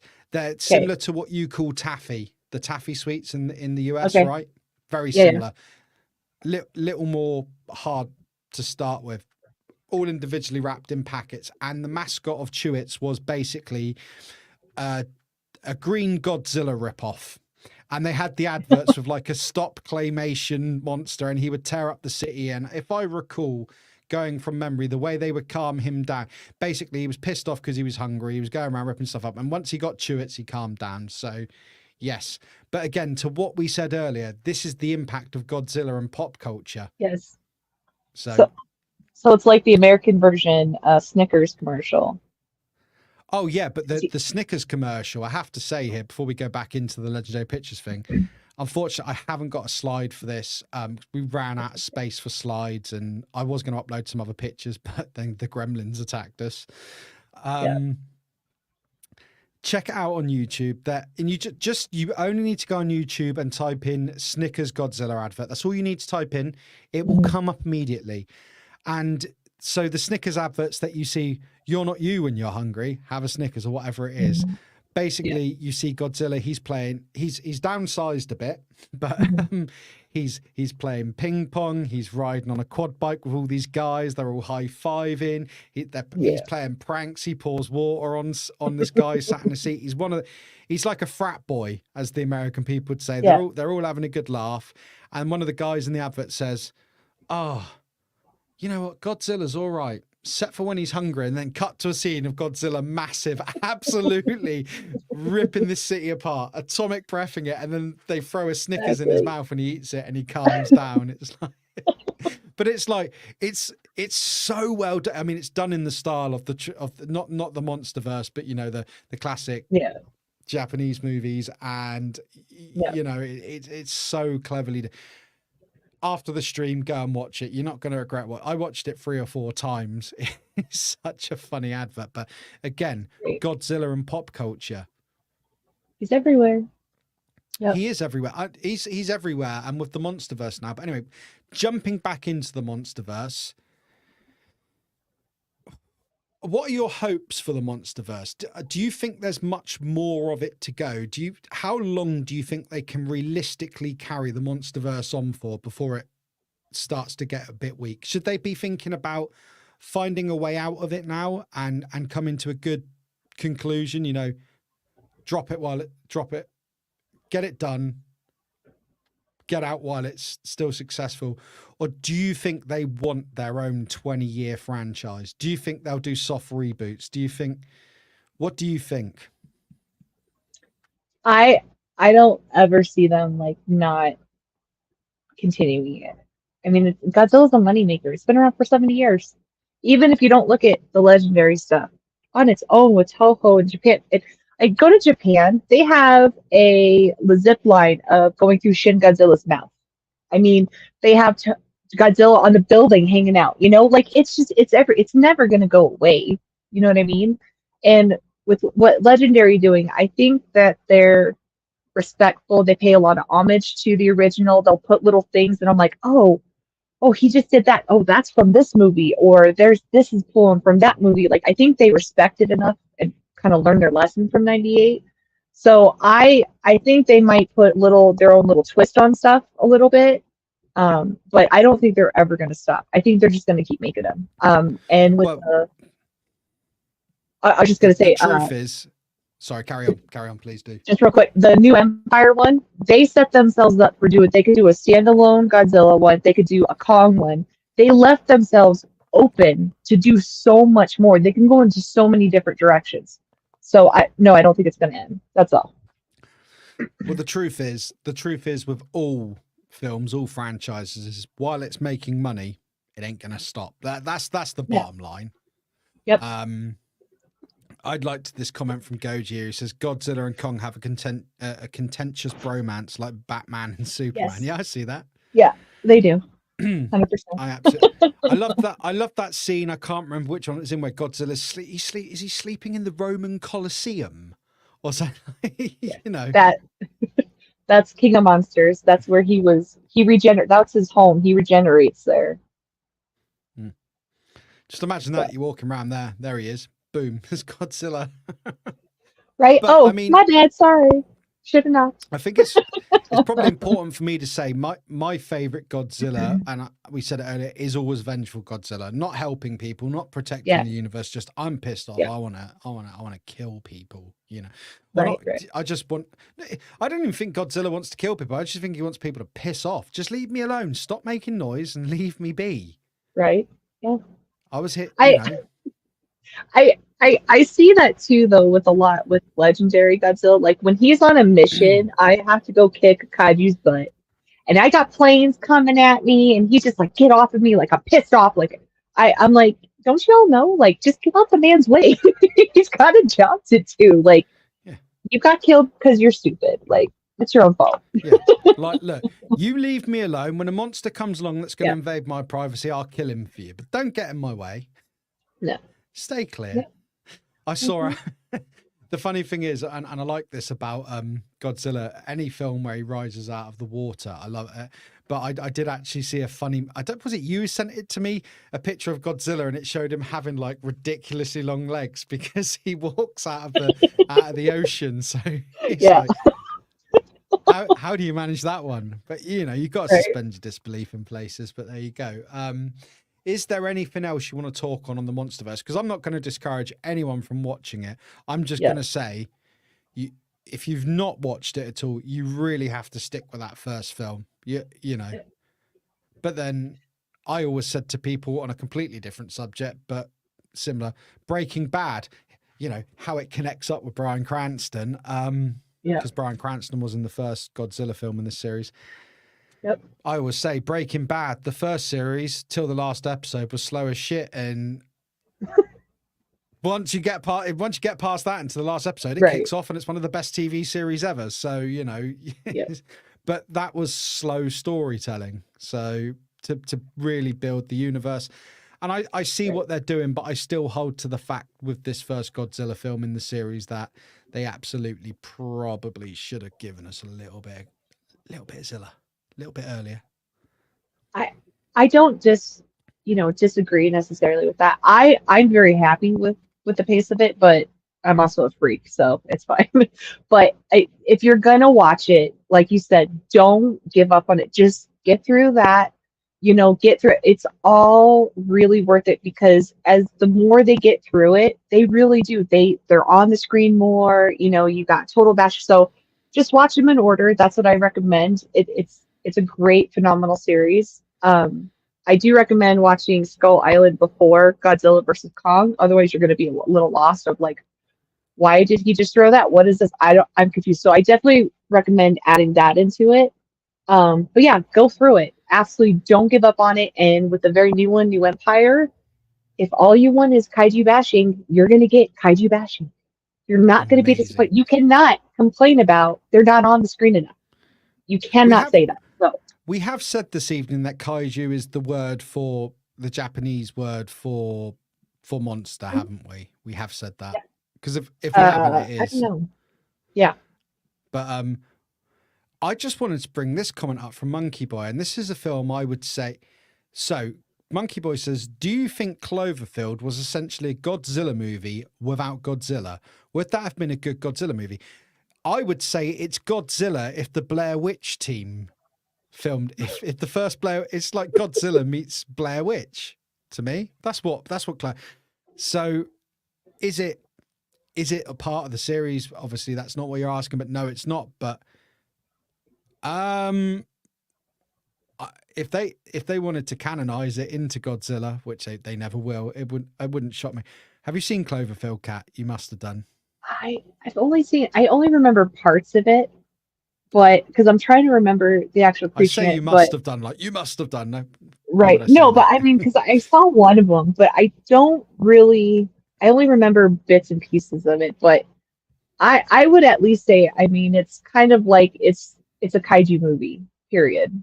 Kind of like crap. What's that movie? Pacific Rim. Those have kaijus in it. Yeah, with the Gundams, right? And they're battling kaijus. It's a kaiju movie. That's how I kind of always just thought. I didn't necessarily jump to a Godzilla movie, but definitely a kaiju movie for sure. 100%. Yeah, no, I would say it is. Oh, look at Gojitron's. J.J. Abrams' intent with Cloverfield was essentially to make an American monster like Godzilla. Well, there we go. Goji, I tell you what, Goji, you got to get in the stream with me and Kat sometime. But no, and what a great question from Monkey Boy. Yeah. What a great question from Monkey Boy. You know, me and Monkey Boy, normally if there's anything to do with me on the stream, we're fighting with a green monkey that screams at other YouTubers. If you don't know what that's a reference to, please do watch Live and Moderately Entertaining. However, yeah, so do you think I think we've got to the end of the Monsterverse Legendary Pictures era. You happy to chat -1? Yes. Oh, Greatly. I'm happy to chat -1. Greatly. Let me get the slide up. Kat, go for it. Start describing -1 to the people. I loved this. It's so good. I do not say this lightly. I take Godzilla very serious. I love my films. I have many favorites, but this is one of the greatest Godzilla films ever. And I can say that with ease. I know when I was telling you about it, you're like, yeah, okay, whatever. But every time I say that and then people watch, I know, because you're just like, oh, the Monsterverse, this, that. And I was like, no, just have faith. I wouldn't say that lightly to anybody. And every time I've said it, people have come back and be like, it is literally one of the greatest movies. I was like, I know. Mate. What they've done in this movie is just, it's amazing. And there's so many things to say about it, but I'll just say this movie made literal history. In the 70 years that Godzilla was around, not once has been nominated for an Emmy. They were nominated. They've won multiple Emmys, by the way. And that just goes to show like another reinforcement of how amazing this film is. Like from start to finish, it is truly your classic Godzilla. I'm destructive. I'm going to kick butt. I'm angry. I'm pissed off. What do you got? And I think it was Monkey Boy earlier in the chat. He had asked the question, what is the most terrifying Godzilla movie? This Godzilla is the most terrifying, terror. Right? I've talked about their atomic breath and how that, this is traumatizing or this is crazy. Like Shin, his atomic breath is, they have nothing on his atomic breath. The fact that you have not a thing, right? His dorsal fins literally pop out and then slam back in. Okay. It is completely terrifying. I'm not going to give any massive spoilers because there are people here, like Stu's just said, going to be watching this tomorrow. Yeah, cool. It's on. I think if you watch it on Amazon, you get the subtitled version. Yeah. If you watch it on Netflix, you get the dubbed version. I did watch the dubbed version. Easier for me to sit and enjoy the film because I haven't got to stress out about reading for. I'm just not comfortable with reading for that amount of time. It is set just after World War II, isn't it? Yeah, so it's like the last few days. It's like the last few days of World War II is where it takes place. That's right. That's right. A few days and it's going to be over. Absolutely. Yeah. And you do get an early appearance of Zilla because the message I sent you. Do you remember? I remember now. It was 4.5 minutes in or something. I think it was, and I quote, "Holy fuck, 4 minutes and 42 in, I think it was, we've got Godzilla already. This is a Godzilla movie." And I was like, oh my God. And the thing is, it's not the best CGI in the world. It's not. It's not. I don't think it's as good as the monster, but it doesn't matter because he looks great. He still looks great. He looks imposing. He's terrifying. There's a scene in the film, and this is not going to ruin it. He pops up, he uses atomic breath, and they zoom into his face. Mm-hmm. He's obviously got regenerative powers, but his face is all burnt up. His flesh is burnt and singed. So whenever he's using the atomic breath, he's hurting himself. Yeah. And he's a bastard in this film, an absolute bastard. I mean, he is it's phenomenal. The story is compelling. The characters in the film, it's a great story of human emotion and connection. And you know, you've got the cast. They've just come past World War II. Japan's on its absolute ass. They've got nothing. They're living in the shit. Everything is screwed. They're trying to rebuild, and this is happening. So people they've just come through this. They've survived by the skin of their teeth, and they've got this to face. Mm-hmm. And this is terrifying. And you feel, oh, did you get a bit teary in it? I might have had a little weep. Oh, when I was watching it in the theater, Oh, I was crying a bit. I was like, oh, even though I knew some things will probably, pan out, it made me emotional. It made me very emotional. Yeah, won't lie. Yeah. Oh, Monkey Boy says it's on Amazon. I'm watching it. Yeah, dude, Yes. You'll be absolutely fine with the subtitles. You'll Yeah. love it. You will love it. Oh my God. A little note with the difference, because I've seen it both ways. Okay. Because I know sometimes the translation, it gets a little lost with the English dub. There's not that big variation and change. It doesn't change a lot of things. So I know some people can get worried with that.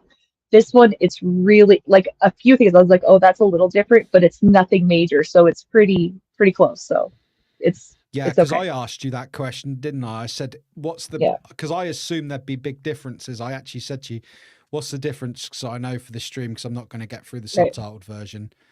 And you were like, not a lot.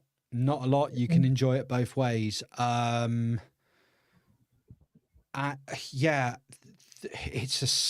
a really sad film. You feel for the humans.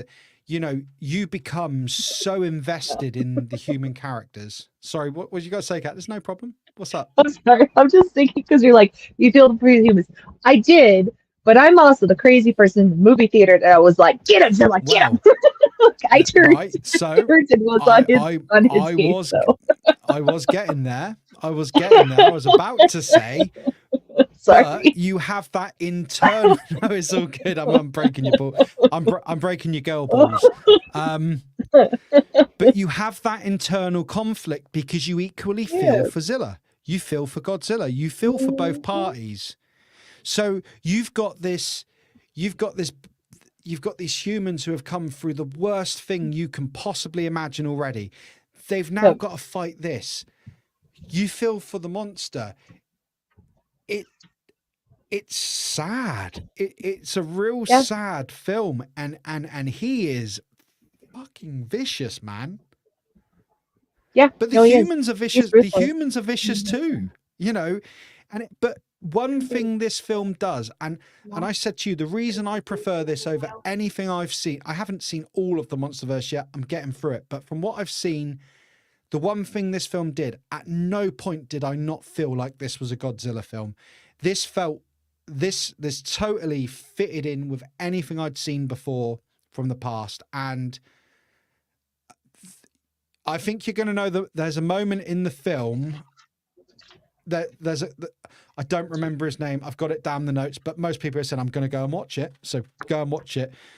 The guy, the pilot, and it's just heartbreaking. It's Jesus Christ. Oh my God. I was literally like, I welled up. I was like, this is that letter.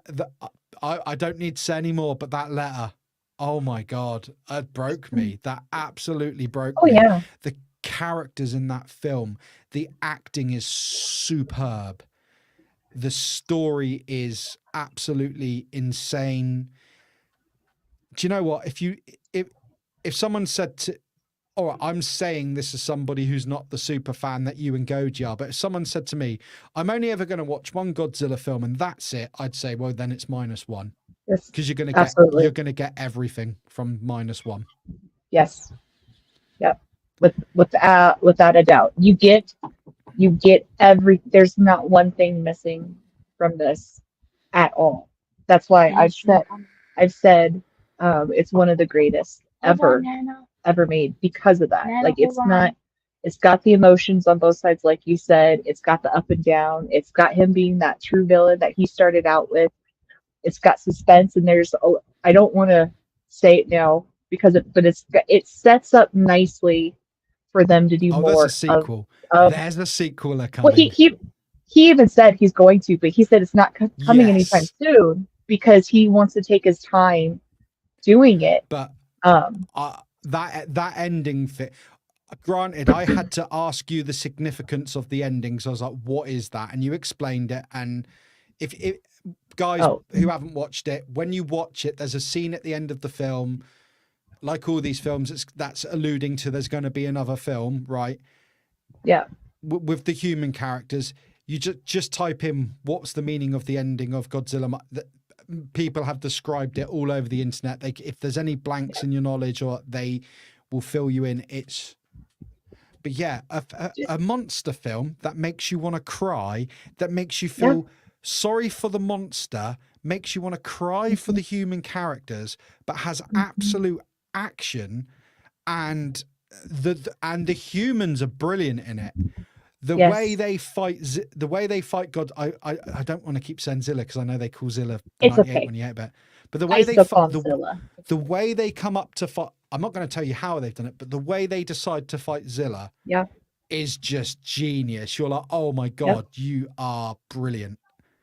So I can't say any more on it without giving it away. It's so hard not to, but just going along with it is pay attention to the camera work as they go zoom in for a reason because they're trying to tell you stuff, which again, I have my own theories of, which we kind of talked about, but since there's people that haven't watched it, I don't want to say, but you can send me a message and we'll talk about it. I'll tell you what I think, just what I got out of it when you watch it, because I'd love to hear people's thoughts on it. But yeah, what is brilliant is you don't have to have ever seen any other Godzilla film. As I said, this film, start fresh. If you're not interested in the MonsterVerse and you want something, you want that Japanese film that is made, whether you want to watch it with the subtitles, whether you want to watch the dub version, it doesn't really matter. You do what makes the experience most enjoyable for you. No judgment, however you look at it. Because believe me, people are very online. You read, some people are really judgmental of people like me who watch films with dubs. Well, some people just can't keep up, you know. Or like I would have to read it to my son the entire time. Yeah, you know, it's better for him that he can just listen. So, but the emotion in this film is a tragically heartbreaking film. Mm-hmm. We're talking about a Godzilla film, and it's heartbreaking. It is. You don't know who to root for, honestly. I was like, I kept switching sides the whole time. Exactly that. Yeah. Exactly. No, I can't say anymore. I know what I was going to say then, but that would root. Oh no, you just watch it all the way to the end. You know, I think, yes, absolutely. And I think too, it gives you, like, even though it's from 2024, it gives you that nostalgic feeling. It gives you, honestly, because there was like a black and white film. Right. It was also done, they released it in black and white. Honestly, it could be with the originals. It could stand the test of time with it. You know what I mean? There's no way you could take the black and white version, put it in there, boom. You wouldn't know a difference. You know what I mean? Like, it has that same aesthetic, that same feel of how they originally did with it, and I'm here for it. I cannot wait. And the fact that they did it with a measly 10-15 million dollars versus how many Yeah, millions versus 10 what to they did. 15 million, and the box office was just under 116 million. See, and they won an Academy, they won an Oscar or an Emmy for it. You know what I mean? Like they did all these things with something so low budget Kat, versus with everything else. Like it's I don't amazing. want to make you cry on camera, and this will ruin nothing. Little girl in the garden, the little cute toddler. Let us hand it over to the person. Did you cry? Yes, yes. Yeah, Listen, that's most enough said. I would cry and then I'd stop. I'd cry and then I was like, like I was a mess. I still rewatch it with Rafi and he's like, "Are you okay there?" Yeah, that's fine. It gets to me. The thing is, and you and also like, so hello Rafi, mate. That's all right. He's all right. He said hi. He's waving. Hello, mate. Welcome to the He's like, stream. Good to have you. he goes, "What are you talking?" He goes, "What are you talking about -1?" He knew. He knew. I was No, I didn't. But like, I didn't. Basically, yeah. What a film. It's an emotional roller coaster. Yeah. It feels like a Godzilla film. The characters are endearing. The monster is brilliant. The battle is true. And as you may be rooting for both sides, and you do, because it's that conflict. There is a conflict in you the whole time through the film. Yep. And do you know what? What an amazing film. Yeah, watch it. Yes. Take some tissues. If you're a parent as well, you're going to double cry at particular parts. Yeah, I will say, I had a chance to bring Rafi to the movie theater. I chose not to, and I'm glad I didn't because when we first watched it, he goes, "Mom, that's terrifying. He scares me. Like he is very overwhelming, and to see that in a theater in the dark and his roar is also terrifying." So just little ones, because he's not legendary. He's not your heroic. So just be a little heads up with that if you have young ones that like him.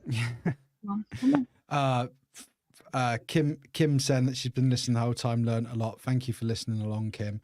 Goji saying Toho could teach certain other studios how to make good films on a moderate budget. I won't mention the names, but it rhymes with Disney. Yes, Goji. Yeah. Yes. Absolutely. Kim I think she had a spelling error. So she corrected the comments and been listening this whole time, learning loads. We'll need to watch -1 tomorrow. Yeah. Yay! Kim, whatever you prefer, mate. If you want the subtitled version, Amazon. If you want to watch it dubbed, Netflix. Take some tissues, mate. It's a gut wrench of that film. It is. And, throughout this whole conversation that we've had our ups and downs with different ones, our problems. I can honestly say I have no issue. And other people don't have any issue with it. Like Legendary, I don't have a problem with him. You do, right? Because it's, 2014 was kind of boring. You can't say anything bad about -1. No, you truly cannot find anything bad. To be honest with you, I really hope that there are 2 or 3 more films, 4 more in this series, because if they can capture what they caught in this film, if they they need to keep, like Goji said, you don't need Kim says, note to self, wear no makeup. Yeah. Yes. Yep. You don't need a massive budget because and it goes back. Look, the effects in it are not bad at all. They're good. They're not Warner Brothers, but they're good. At no point are you watching it going, "Oh, Godzilla looks shit." Like Godzilla looks great. Right. He looks brilliant, and I believe the director 100% will, because he said in a news report I read that he'd be upset if he wasn't asked back to do the sequel.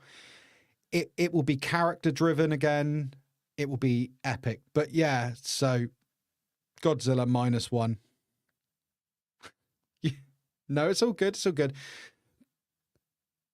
But I'm just going to have another quick look through the comments while Kat's doing what she's doing there. Just I'm sorry. My mother came in no. to tell me something that happened. I apologize. No, you're all good. No, I'm glad you've come back, so I'm going to go look through the comments. But Yeah, absolutely. I can see. No, I can see the people are still here because I can see the numbers. People are still here, Yay. but Thanks, they're listening. everybody. That I think I've read most of the comments out, so no, it's great. But Kat, we've pretty much reached the end of this anyway, mate. So Yeah. we've done everything we set out to do. What I've enjoyed this. I've learned a lot from what I've read. Any comments that we didn't read out or I haven't brought up on screen, we've seen them, we've read them. We appreciate the support. What I would say is, if you don't follow Kat, her channel is listed in the description of this live stream. Please go check her out. She does her famous puzzle stream. Kat, if there's anything you want to plug, this is your moment to do that. Awesome. It's entirely up to you. So I'm on Twitter, Vadersgirl28. You can hit me up there. I'm also on, obviously, YouTube, Vadersgirl28. I am finishing up a puzzle, which the new one's going to be Godzilla. So you have to kind of find my stream and see which Godzilla puzzle I'm going to be starting soon. So hope to see you there. Yeah. And thank you for watching. This has been really fun, and I've loved having everybody comment and hanging out with us. So thank you. Yeah, I've really enjoyed having you on the channel, Kat. You've been great. You've been a pleasure to work with. I'm lucky, I work with you. I've worked with you now. I've worked with Kim. I've worked with Monkey Bill. All great people to work with. Yeah. For myself, stuff coming up, not next week, but the week after, me and Kim will be doing another episode of APC. So it's been a busy month because you've had an APC, you've had this stream with Kat, and you've had a lame, you've had this stream with Kat, then you're getting an APC. So 3 streams this month out of me. I don't normally do that many, but no, it's been good. So please do watch out. I'll drop the links and notifications. Thank you to Kim for the technical support in the background, loading the slides. Thank you to Monkey Boy for his help this evening. Thank you to everyone who's joined in and listened. You've all been great. I've had a great time tonight, Kat. I always have a great time with everyone I've ever been on a stream with. I enjoy it. Thank you for coming on. Thank you for carrying me through this. Sorry that I didn't get as far ahead in the research as I would have liked, but medical issues and all that aside. But I think we scraped through. It just means we need to have another one with Gotratron. So that's all that means. We just finish up on some stuff and we can have another one. There's a hell of a lot of stuff in these notes that we haven't covered. Yes. We didn't really get into any of the animated stuff. We didn't get into comic stuff. I'm more than happy to revisit the subject another time. I'm happy to have you back on the channel anytime. Again, I've already said it, but the channel doesn't exist without you guys tuning in. It's essentially a live channel. So thank you for your continued support. I'm Nick APD. I'm Kat Vadersgirl28. And you've all been absolutely excellent. So Kat, I say this on every stream I do now. It's time to awkward wave until it ends. Bye. Bye. Thanks, guys. Bye. Bye.